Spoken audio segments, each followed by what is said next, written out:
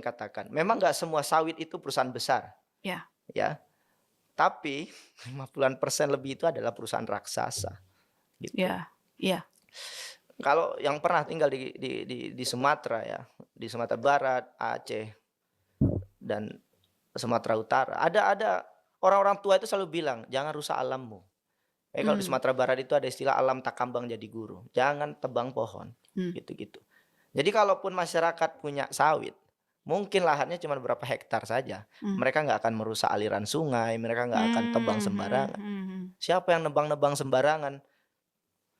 Ya perusahaan-perusahaan besar ini, karena mereka punya konsesi besar, punya alat, mhm. ya, Eee, ngomongin soal karena tadi Mas Media menyinggung, lahan sawit petani rakyat itu kan mereka punya sekitar 40% ya. ya, Selebihnya itu produsen utama minyak sawit, itu adalah korporasi. ya, 54,94% ya, aku kutip dari ya, BPS.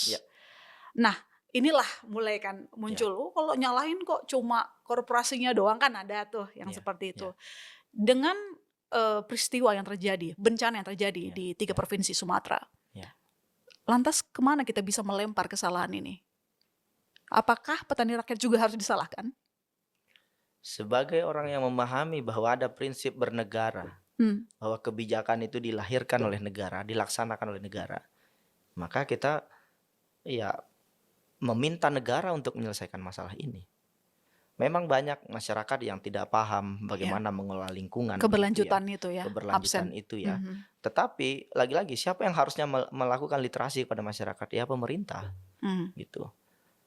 Tapi itu satu hal lah gitu ya. Pertama yang saya kira kami pernah dorong sangat kuat ya, moratorium izin sawit. ya, Bahkan tidak hanya moratorium izin sawit, semua perusahaan sawit yang sekarang terindikasi melakukan pelanggaran itu dicabut izinnya. Pernah nggak ada solusi itu keluar dari pemerintah hari ini? Nggak ada. Karena kita tahu siapa pemilik perusahaan sawit besar itu. mmm, Mereka sudah tahu juga gitu.